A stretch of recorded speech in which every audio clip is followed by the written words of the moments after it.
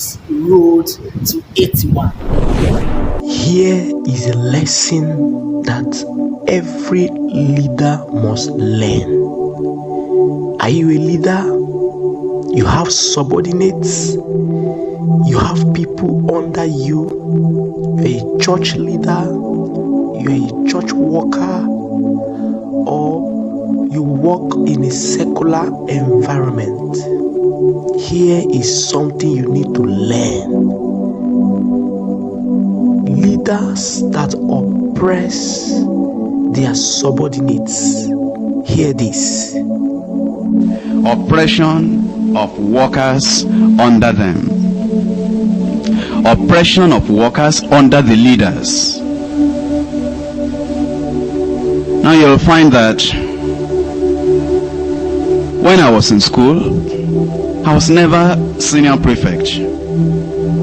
I couldn't have been. And I was never, those days in the primary school, we call them monitor. I don't know why they call them monitor, but that's the name we call them at that time. Class monitor instead of prefect. I mean, some parts of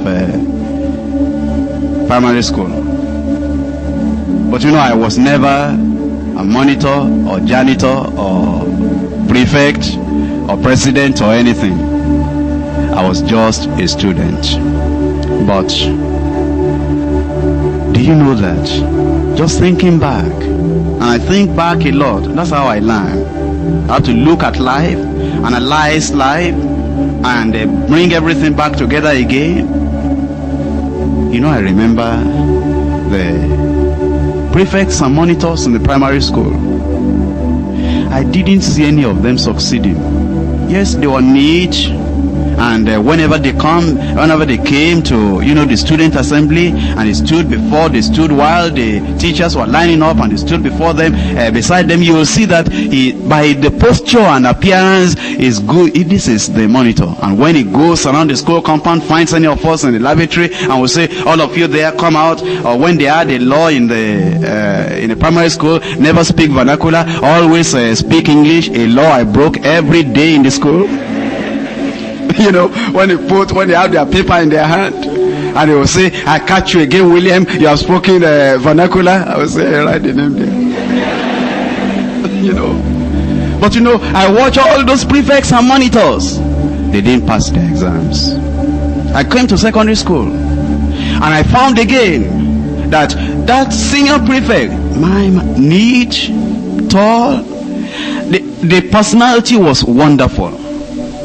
You know, he didn't pass his exam. I came to university and I saw the president of the student union in our own time.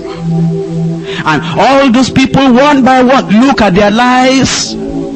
This is what I find in their lives. And now I'm no more a student, I'm now a preacher, but I see the people who are prefects among Christian workers. Great evangelists. Their personality, their posture, you can see, very, very fantastic. But you know, they are not succeeding. They have crusades in the north, in the south, and everywhere. But look at their use of language. They don't understand how to use language.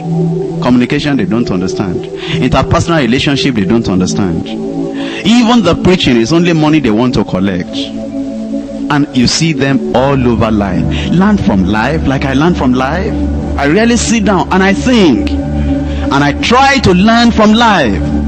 And if you're a Christian worker, and you say, Lord, all these things that have happened to other people, they fell by the side of the road. I don't want to fall like that. I want to succeed. But one of the things I found among those prefects is that they oppressed those younger people under them. And the leaders that oppress workers will not be considerate and see the needs of the people that are subordinate to them. You know, they will not eventually succeed. So, are you a leader in any sphere of life and you oppress your subordinates? Please repent from that. Repent from that. God bless you.